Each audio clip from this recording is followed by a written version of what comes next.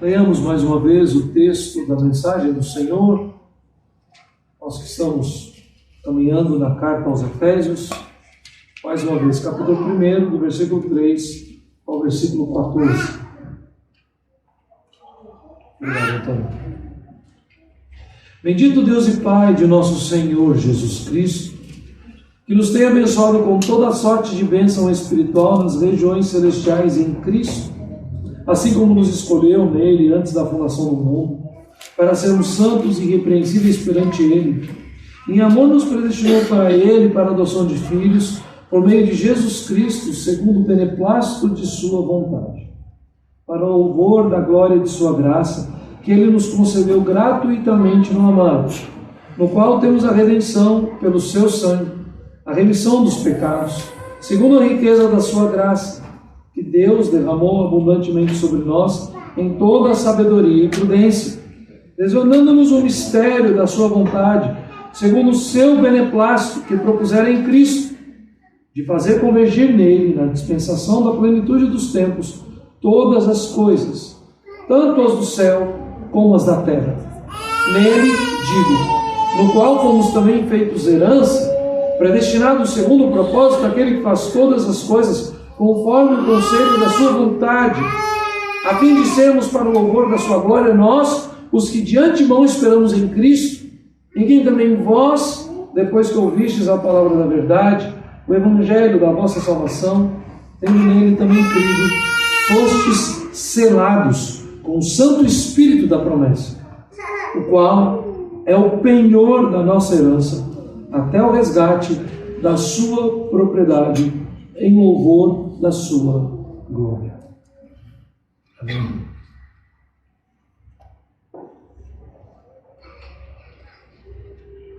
O pastor, professor, teólogo, a quem eu admiro muito, o Dr. John Vick,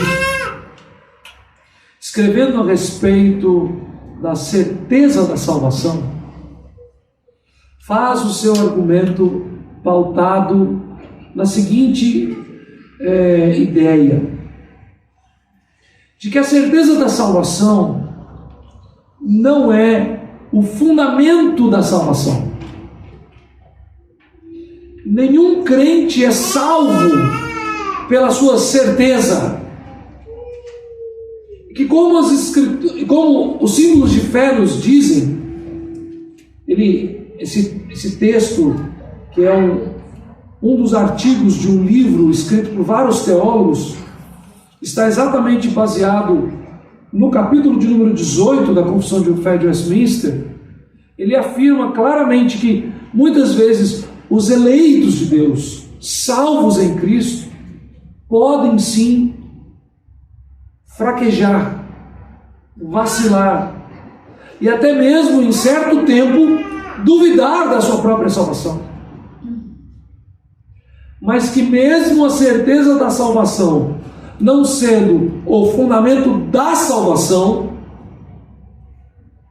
é fundamental que todos os eleitos de Deus lutem, invistam, se dediquem a crescer nessa certeza. Que as convicções da palavra de Deus a respeito da obra de Cristo em nosso favor são um alimento da nossa alegria e da nossa esperança nessa vida em que vivemos.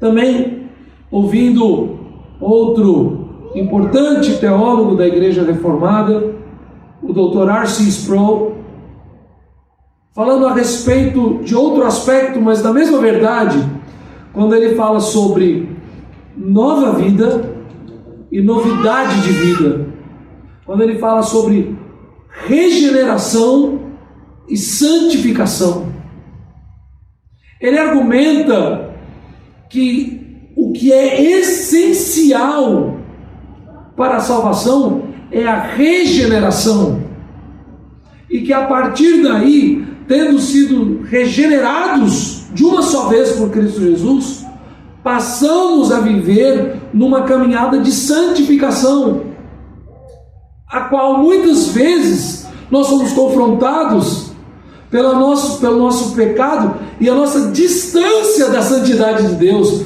e precisamos então progredir em santificação.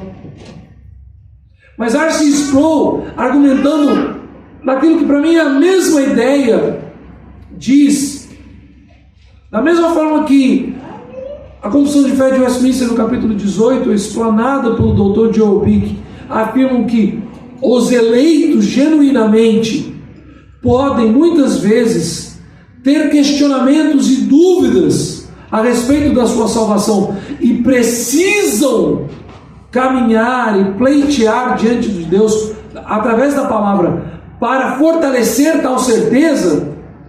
R.C. Sproul, falando sobre regeneração e santificação, afirma que muitas vezes os ímpios podem aprender no meio dos crentes várias condutas que pertencem à vida de santificação, sem de fato terem passado pela regeneração. Eles aprendem como vivem os eleitos, sem ter de fato recebido de Cristo uma nova vida.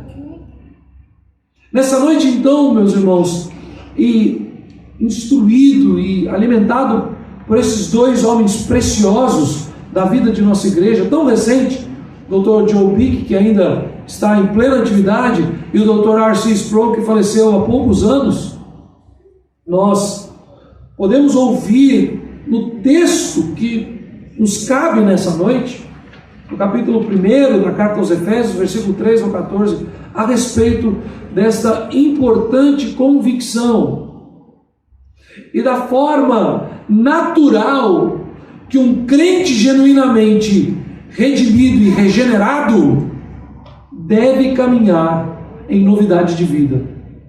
Falando então sobre certeza de salvação em novidade de vida, precisamos entender o que esse texto nos chama, além das expressões teológicas que o texto nos traz, e nós lemos, aceitamos e cremos.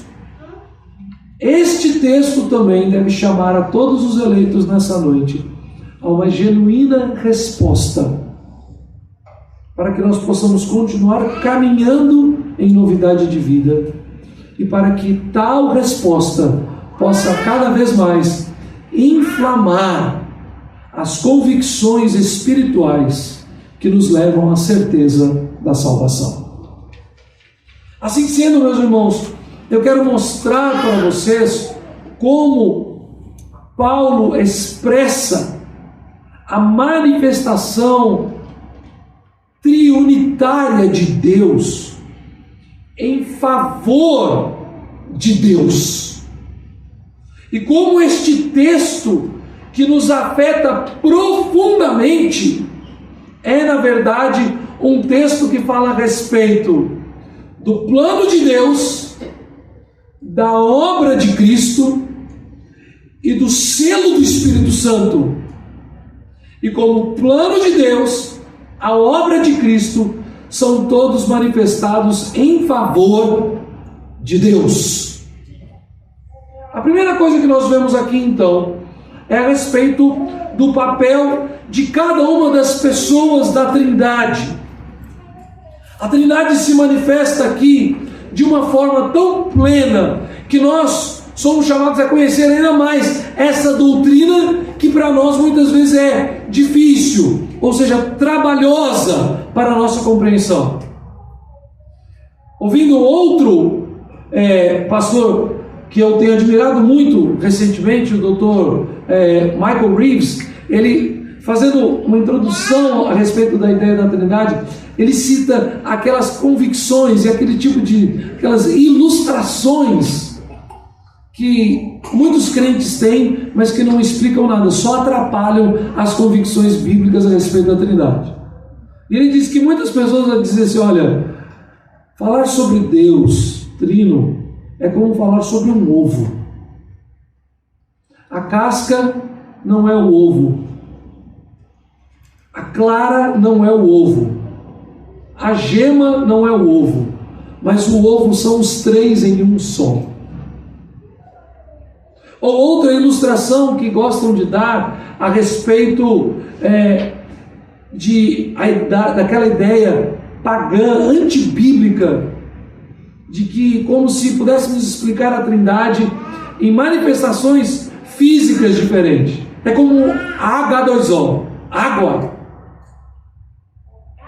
A água se manifesta na forma gasosa, a água se manifesta na forma líquida, a água se manifesta de forma sólida. Mas essa ideia, na verdade, é uma heresia chamada monofisismo, aonde que um Deus em uma pessoa se manifesta diferentemente em pessoas diferentes, em momentos diferentes, mas não é um Deus em três pessoas. Muitos cristãos e muitos reformados olham para as Escrituras e entendem que a manifestação da Trindade é quase que de três deuses, esquecendo-nos que há um só Deus, mas que ele subsiste em três pessoas. E essa maior confusão que nós temos é porque nós não conseguimos entender muitas vezes como Deus revela a sua obra e a sua vontade executada por todas as eras através da manifestação de cada uma dessas pessoas deste único Deus. A primeira coisa então que vemos aqui é a manifestação de Deus o Pai. Vejam, o apóstolo Paulo, desde o versículo de número 1, está mostrando para nós essa distinção da pessoa de Deus, do ser de Deus, na verdade, e das suas três pessoas. No versículo de número 1, ele fala que ele é apóstolo de Cristo Jesus por vontade de Deus. E aqui não há uma especificação de Deus como tem a partir daí.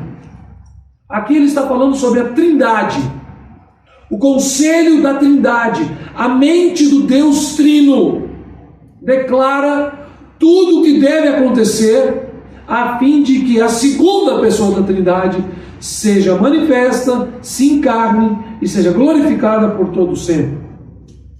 Mas já no versículo de número 2, o apóstolo Paulo começa a dizer: graça a vós outros e paz da parte de Deus, nosso Pai, e do Senhor Jesus Cristo, fazendo essa distinção entre duas pessoas do mesmo ser, Deus Pai e o Senhor Jesus Cristo.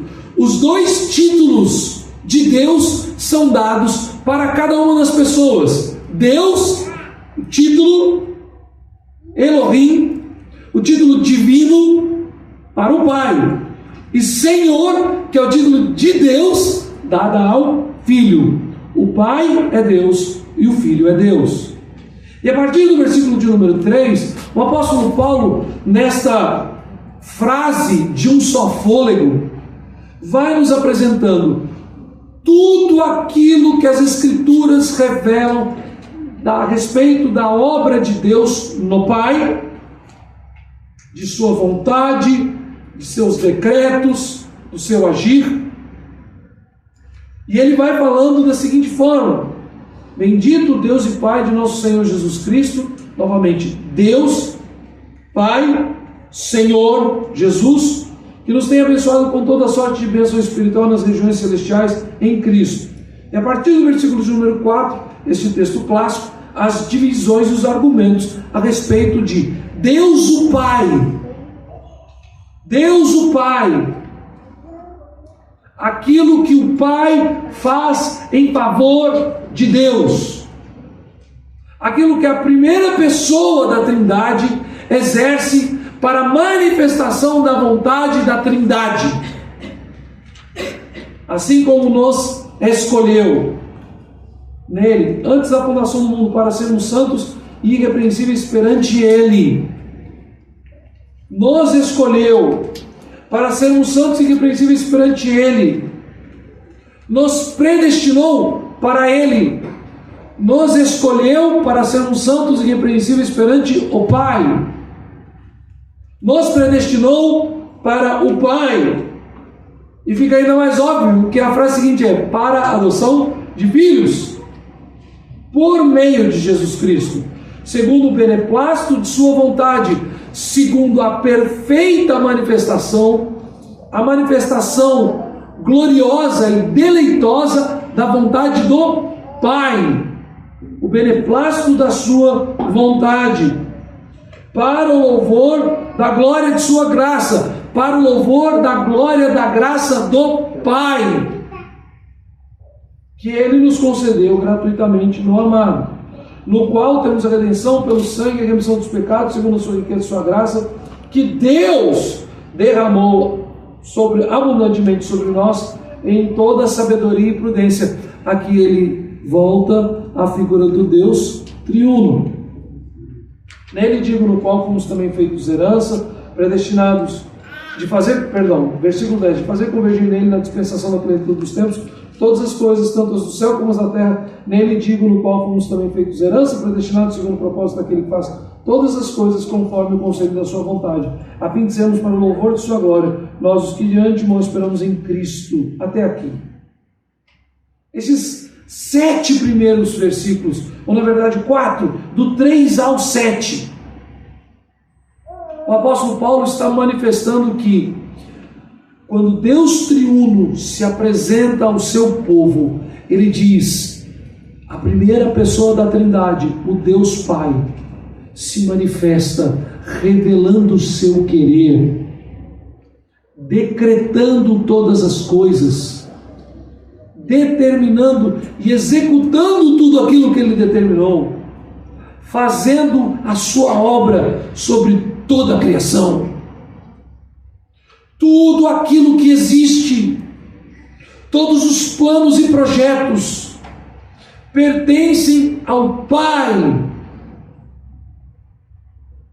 Quando nós ouvimos isso, meus irmãos, isso deve ser a primeira centelha que vamos acender nesta noite a respeito daquilo que consideramos ser novidade de vida e, acima de tudo, das verdades que devem inflamar o nosso coração na certeza da salvação. Pois o homem busca continuamente redimir-se, salvar-se por si só. Como uma frase que ouvimos recentemente, Carlos e Rosângela estavam lá comigo, onde o professor que lecionava naquele curso foi questionado, o professor da área de aconselhamento bíblico, ele foi questionado: o senhor é contra a psicologia? E ele respondeu: não, eu sou contra o humanismo. E obviamente ele continuou a sua jornada e disse: agora, avalie todas as correntes da psicologia e todos os psicólogos que exercem essa tarefa e todas as suas teorias e abordagens clínicas e me diga qual delas não é humanista. E ele diz: e por que eu sou contra o humanismo? Ora, porque ninguém pode querer tratar, servir, aconselhar, instruir outra pessoa, senão para apresentar a esta outra pessoa o caminho de Deus. Pois não há solução no homem. A única solução que o homem caído pode encontrar, esta está em Deus. Quando falamos sobre a certeza da salvação, a primeira coisa que precisamos entender, meus irmãos, é que a nossa salvação é parte de um grande plano, um plano eterno, executado no tempo e no espaço. E nessa execução, Deus o Pai, não meramente em algum tempo, por acaso, decidiu salvar-nos, mas Ele, antes da fundação do mundo, nos escolheu, e para si Ele nos predestinou, e para adoção de filhos Ele nos chamou. E Ele então, a fim de executar este plano eterno, e no qual a salvação faz parte deste plano, revelou à humanidade tudo aquilo que ele havia determinado fazer em seu Filho Cristo Jesus. O que o apóstolo Paulo chama aqui de vontade, beneplácito de sua vontade e conselho da sua vontade. Todo o desejo do Criador em fazer com que as coisas viessem a existir, todo o desejo do Deus eterno de que de nada precisa, mas tudo faz, é manifestado através de um plano, de um projeto que pertence ao Pai e ao Pai somente. O primeiro argumento, então, para nós nessa noite é: como ter certeza da minha salvação? Como ter convicções bíblicas para que eu possa saber que eu não sou um hipócrita que aprendeu a imitar crentes, mas que de fato, mesmo nas minhas imperfeições e lutas, eu posso afirmar: sou um filho salvo e regenerado. O primeiro argumento é este: tudo o que sou, tudo o que tenho, tudo o que se passou em cada dia da minha vida, todas as decisões a respeito do meu nascimento e da minha morte, tudo aquilo que está contido na minha existência, é parte do plano exclusivo do Pai. Pertence a Ele, foi planejado por Ele, foi decidido por Ele, foi decretado por Ele. Como diz o salmista, escrito e determinado, quando nenhum deles havia ainda. A primeira afirmação nessa noite que eu quero dizer a vocês, meus irmãos, que os crentes no Senhor Jesus carregam à luz deste texto a respeito da certeza da salvação, é que tudo procede do Pai, nada de mim. Vem de um plano eterno, não de um momento, de um acaso. Há um projeto, predeterminação, predestinação, cada passo. E é óbvio que nesse momento eu olho para os irmãos e vou me lembrando das conversas que nós já tivemos ao longo dos anos. Eu fico olhando ali para Zé Carlos e para Regina, né? Aquele dia que vocês se encontraram naquela aula de dança, e o tempo do Senhor de encontrar o coração de vocês e salvá-los pelo Evangelho. Predestinado. Assim como muitos que aqui estão nessa noite e que tiveram o privilégio que eu tive de nascerem em um lar de pais crentes, avós crentes, bisavós crentes. Não tem nada a ver com o nosso DNA, com a nossa árvore genealógica. Tem a ver única e exclusivamente com a vontade perfeita de Deus, o beneplácito da sua vontade, o destino que Ele havia desenhado, designado para cada um de nós. O número de filhos, a data do casamento, os dias importantes, os dias felizes e os dias tristes, nada disso acontece a não ser pela execução do eterno plano de Deus na vida dos seus eleitos. Segundo argumento, que todas as coisas o Pai fez nele. Nós temos que seguir o texto com bastante atenção, porque nós temos a chance, é muito fácil se perder aqui a respeito do sujeito do texto. Paulo usa o argumento daqui para lá, e ele diz então: bendito Deus e Pai de nosso Senhor Jesus Cristo, que nos tem abençoado com toda a sorte de bênção espiritual nas regiões celestiais em Cristo. Assim como nos escolheu nele antes da fundação do mundo para sermos santos e irrepreensíveis perante ele, nos escolheu nele, Cristo, para sermos santos e irrepreensíveis perante ele, o Pai.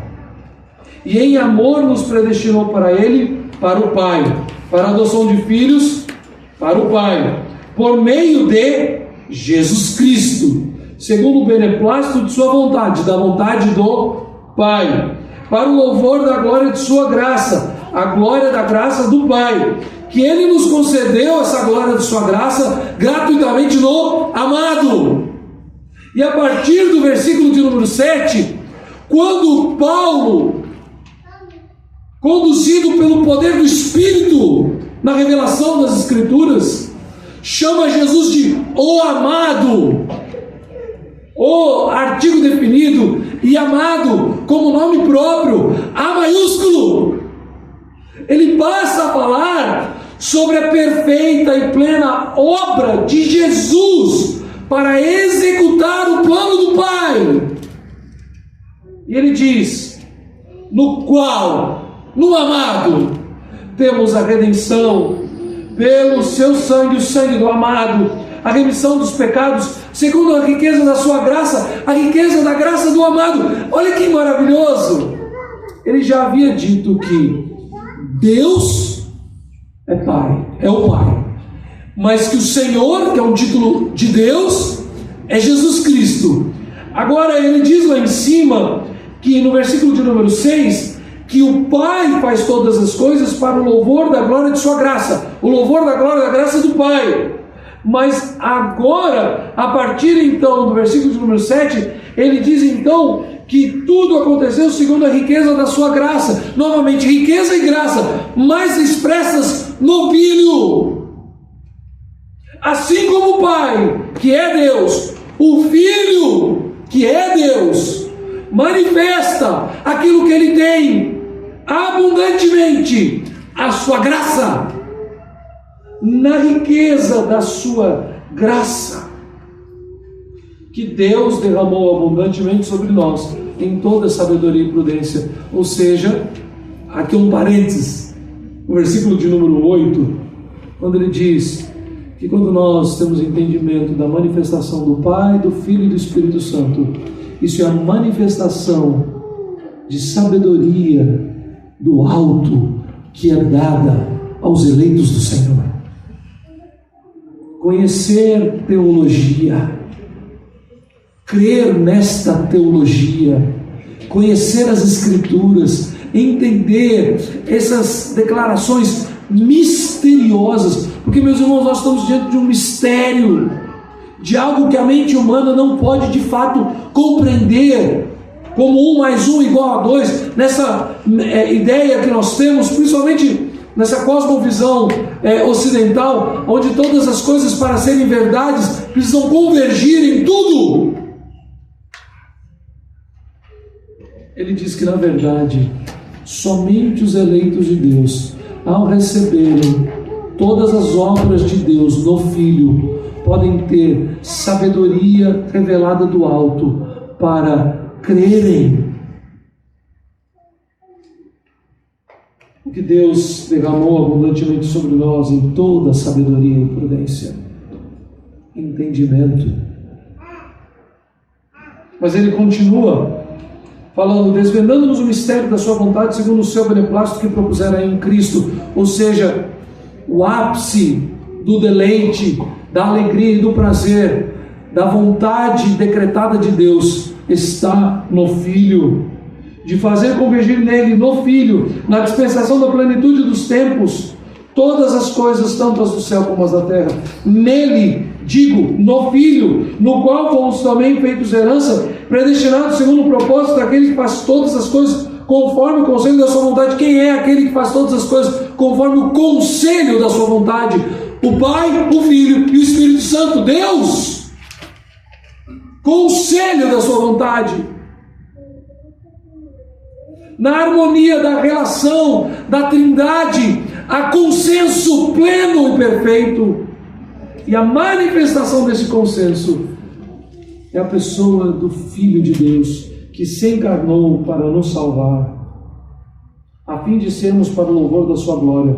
Nós, os que de antemão esperamos em Cristo, em quem também vós, depois que ouvistes a palavra da verdade, o evangelho da vossa salvação, tendo nele também crido, em Cristo, fostes selados com o Santo Espírito da promessa.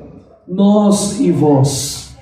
Paulo fala evidentemente aqui sobre os eleitos de Deus, que fizeram parte da herança de Abraão, de Isaque e de Jacó, e que, tendo sido separados como povo de Israel, tiveram fé em Jesus.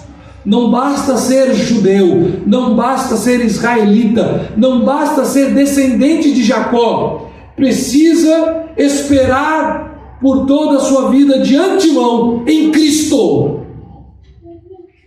em quem também vós, os que não eram povo, os que não tinham a lei, os que não tinham o tabernáculo, os que não aprendiam didaticamente com todas as coisas que eram tipo e sombra da pessoa de Jesus, mas ouvindo o Evangelho, a boa notícia, para a salvação também dos gentios, creram em Jesus e por ele foram salvos.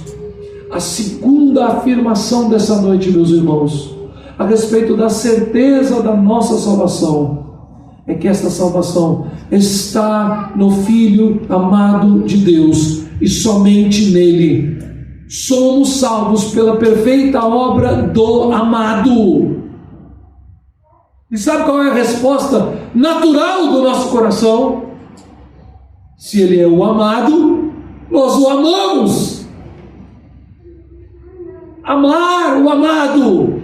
Esta é a missão dos eleitos que por Cristo foram salvos. Nossa salvação está na obra de Jesus. A perfeita vontade do Pai é executada na pessoa de Jesus. O sangue que nos purifica de todo pecado é o sangue de Jesus. A alegria do Pai está em entregar em favor dos seus eleitos Jesus e aqueles que fazem parte do povo de Deus, aqueles que caminharam com Deus desde os dias de Adão, passando pelos dias de Noé e pela herança de Abraão, só podem ser salvos por Jesus, assim como nós, que somos descendência de todos os povos dessa terra. É muito fácil falar isso. Eu estou olhando para vocês. E é só parar e começar a olhar para cada um aqui e ver quantos traços étnicos nós temos aqui, quanta pluralidade étnica nós temos aqui. Nós somos eleitos de Deus, que no decreto eterno de Deus e na predestinação fomos de povos espalhados, de uma multiplicidade de povos, e que, não sendo naturalmente o povo de Israel, não tendo a lei sobre nós, na nossa cultura, na nossa tradução, na nossa instrução, recebemos pela graça a proclamação do Evangelho de Cristo Jesus. Em Cristo fomos salvos. Este é o segundo argumento, a segunda faísca, chama da certeza da nossa salvação. Toda a obra de Deus é executada no Filho de Deus, em Jesus Cristo. E em terceiro lugar, ele diz: em quem também vós, depois que ouvistes a palavra da verdade, o evangelho da vossa salvação, tendo nele também crido, fostes selados com o Santo Espírito da promessa, o qual é o penhor da nossa herança, até o resgate da sua propriedade, em louvor da sua glória. Não sei se você passou por isso na sua infância. Quando eu era criança, nós fomos ao aniversário de um menino da nossa igreja. Alguém muito especial, muito querido nosso. E naquele aniversário, a mamãe deu para ele, meus pais compraram e deram para ele um ursinho de pelúcia. Eu me lembro até hoje. Era o aniversário de 1 ano dele. Eu tinha, se não me engano, 5 anos. E papai e mamãe deram para ele um ursinho de pelúcia, um petutinho. E eu vi aquilo e fiquei fascinado. E eu achei aquela coisa, quando abriu o pacote do presentinho do Lucas, eu fiquei fascinado. Pouco tempo depois, a mãe do Lucas, que é a minha tia do coração até hoje, que esteve aqui recentemente, né, foi então, comprou um petutinho e me deu de presente. E como qualquer criança, seja com uma fraldinha na mão, com um bichinho de pelúcia, as meninas com alguma boneca, eu carregava aquele bichinho para todo lado. E dormia com ele. E reclamava se não tinha aquele bichinho para dormir comigo. Assim como algumas crianças que eu convivo, né? Não vou dizer nomes aqui, mas que se não tiver uma fraldinha, um paninho e etc., não vai. Né? Não vai. Talvez você tenha passado por isso na sua infância. Eu lembro de uma das primas da Ju, que mora nos Estados Unidos há muitos anos atrás. Eles vieram a João Pessoa, estavam aqui conosco, e uma das meninas, ela só dormia para qualquer canto, com um paninho, que tinha um bichinho na ponta. Era um bicho velho, rasgado, fedido, sujo, e ela só dormia com aquilo. E ela esqueceu para trás e foi embora para os Estados Unidos, e a menina entrou em desespero quando chegou lá e viu que tinha ficado no Brasil aquele paninho dela. A gente ri e com certeza traz à memória muitas coisas. Eu estou vendo dedos voando por aqui, estou vendo gente sendo acusada aqui, certas crianças, né, sendo apontadas aqui. Não é para isso.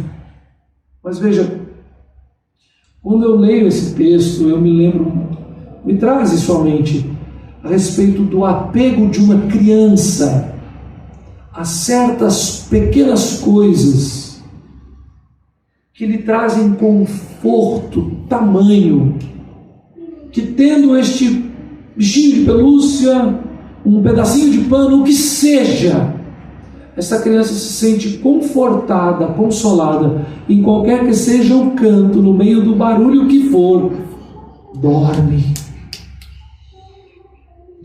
O apóstolo Paulo apresenta a terceira pessoa da Trindade, que é Deus, quando ele chama de Santo Espírito da promessa.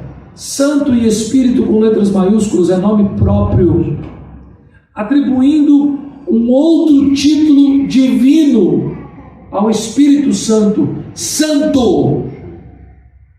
Há um só que é chamado Santo, Santíssimo.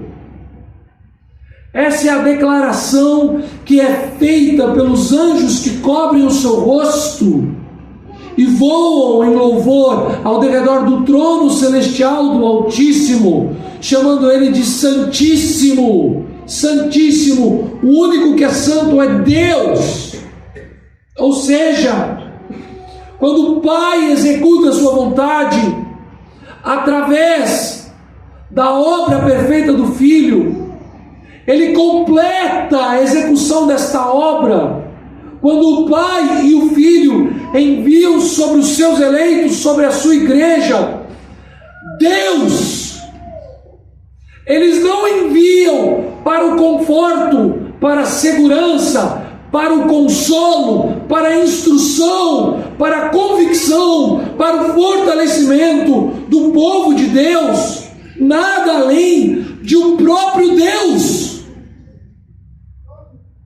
O Espírito de Deus não é uma manifestação de Deus, não é uma força de Deus, não é uma energia. Ele é a terceira pessoa da Trindade, ele é Deus de Deus.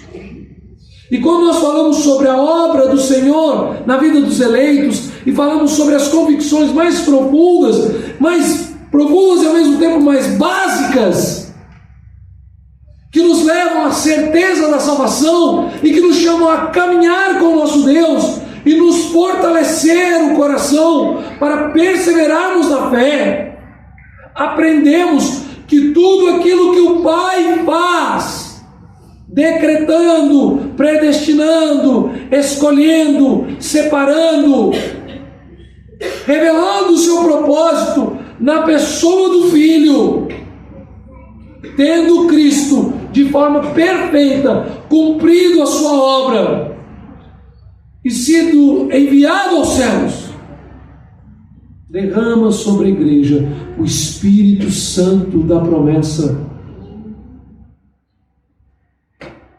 em quem também vós, depois que ouvistes a palavra da verdade, o evangelho da vossa salvação, tendo nele também crido, fostes selados com o Santo Espírito da promessa, a certeza da nossa salvação.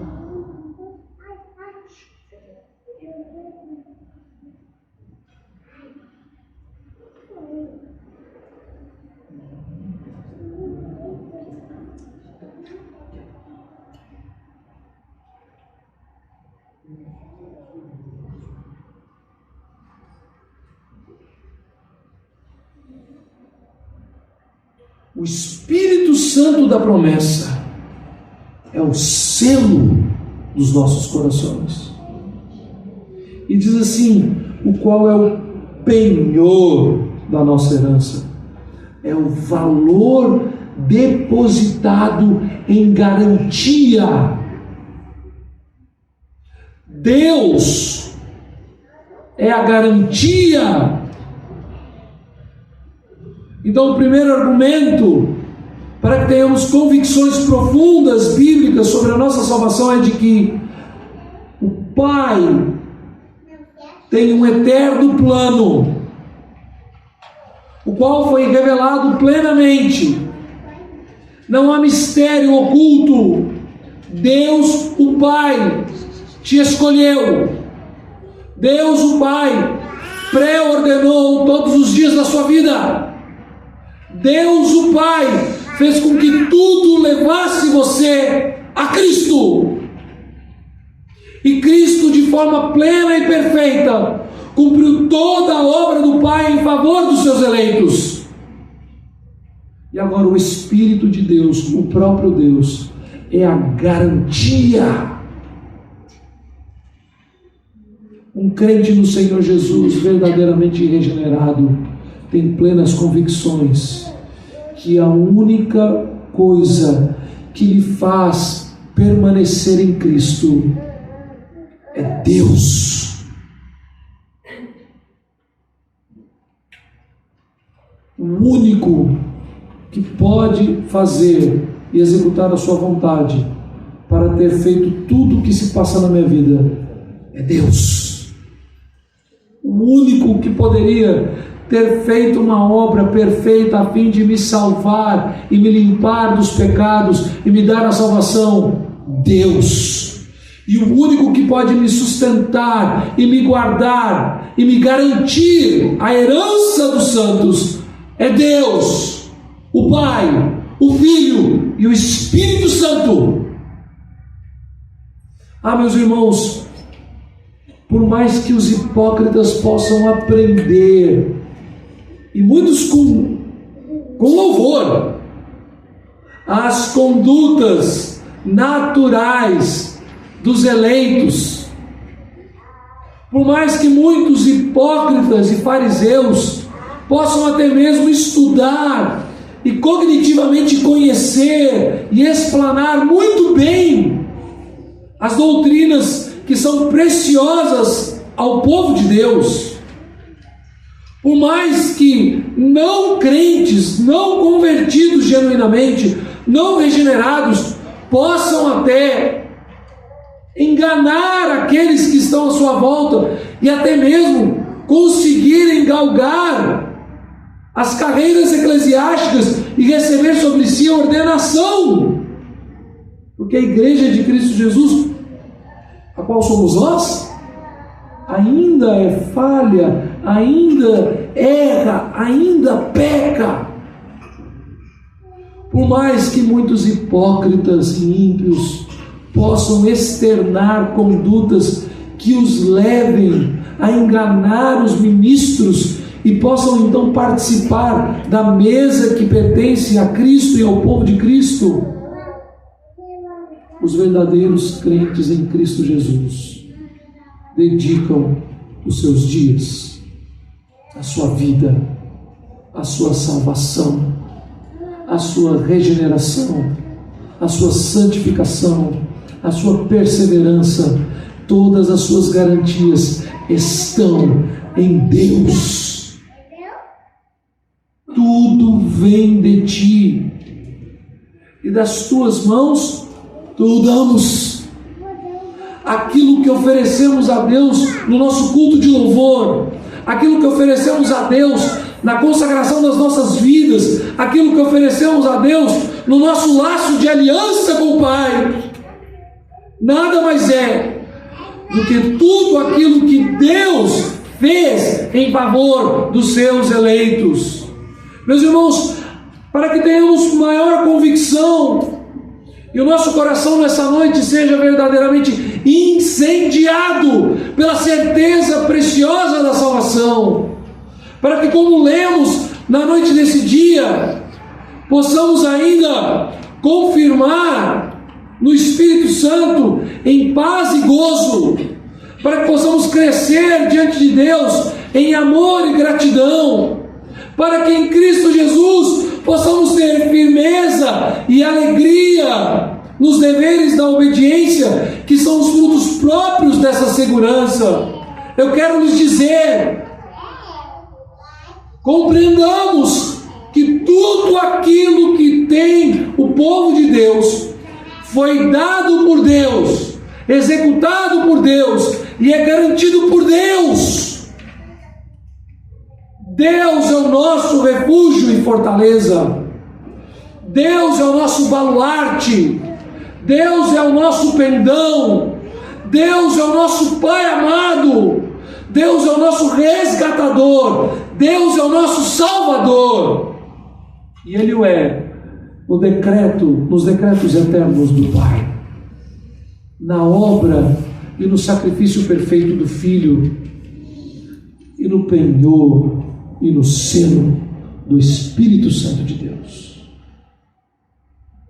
Meus irmãos, de fato, nenhum ministro do Evangelho pode chegar diante de um grupo ainda pequeno como o nosso, ou o maior grupo que seja, mesmo que diante de uma pessoa só, e sondar o coração daquela pessoa, como eu não posso nessa noite. Não tenho a mínima ideia de como você chegou aqui e de como o seu coração, suas convicções espirituais, em alegrias, certezas ou em dúvidas e angústias, chegaram a este tempo aqui nessa noite.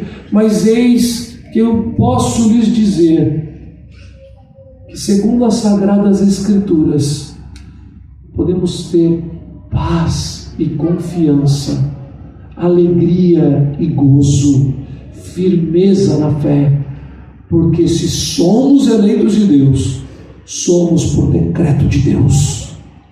Se somos eleitos de Deus, pois somos salvos por Cristo Jesus.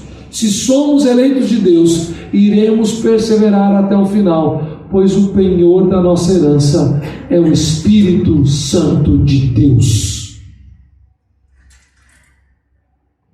Os hipócritas que copiam, que imitam a conduta dos eleitos, mas não foram regenerados, jamais terão tal compreensão que tudo aquilo que são, que tudo aquilo que têm, que tudo aquilo que esperam está fora de si.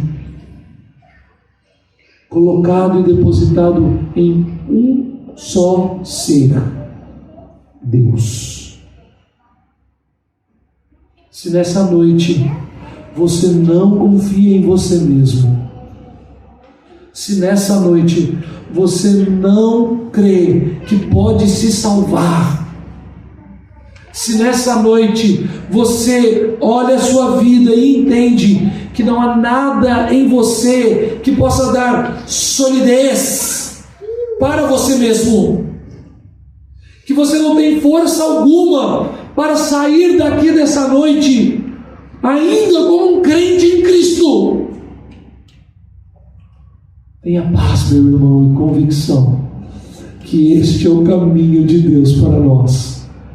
Pois aquele que não tem nada em si mesmo é aquele que está firmado em outro, e este é o nosso Deus.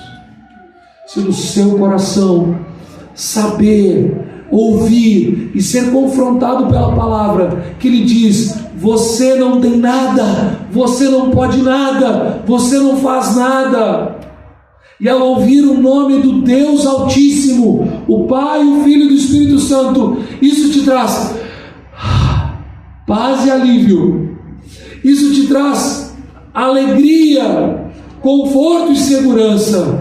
Bendito seja o nome de Deus, porque é isso que Ele faz para a glória do seu nome. A última coisa que precisamos entender, que este texto está latejando em nossos corações, é que todas as coisas Ele faz para a glória do seu nome. Versículo de número 6, quando fala a respeito de todo o plano, decreto e determinação do Pai, para o louvor da glória de sua graça. Versículo de número 7, quando fala sobre a perfeita execução da obra de Cristo, diz a respeito de Cristo: segundo a riqueza da sua graça. Quando nós vemos aqui no versículo de número 14, a respeito da presença do Espírito, diz: em louvor da sua glória. Ah, meus irmãos, quer saber e firmar o seu coração na certeza de que você é um salvo? Diga-me nessa noite o seu nascimento, os seus dias, os seus erros e acertos resultam em glória a quem? A salvação da sua alma, a libertação da sua vida dos pecados, a certeza de que você não terá mais que pagar e que você foi justificado em Cristo Jesus, remete a sua mente e o seu coração a glorificar quem? E as convicções espirituais que te fazem caminhar diariamente como um crente resultam em glória a quem? Cuidado para você não achar e crer que você é mais reformado do que eleito, mais presbiteriano do que salvo, mais fiel do que selado pelo Espírito de Deus. Não confunda, só somos reformados pela graça da glória do Pai. Só estamos como parte da igreja presbiteriana ao redor do mundo e membros da igreja presbiteriana do Brasil para o louvor da gloriosa graça do Filho. Só caminhamos e temos convicções que nos fazem perseverar para a glória do Espírito, o selo e penhor da herança de Deus em nós. Seu coração está neste momento louvando a Deus, o Deus triuno está sendo agora nesse instante mais uma vez elevado e exaltado nas suas convicções? Você está agora amando mais o amado? Você está agora mais desejoso da presença e da manifestação do Espírito? Então certamente você é um salvo em Cristo Jesus. Bendito seja o nome do Pai, do Filho e do Espírito Santo. Amém.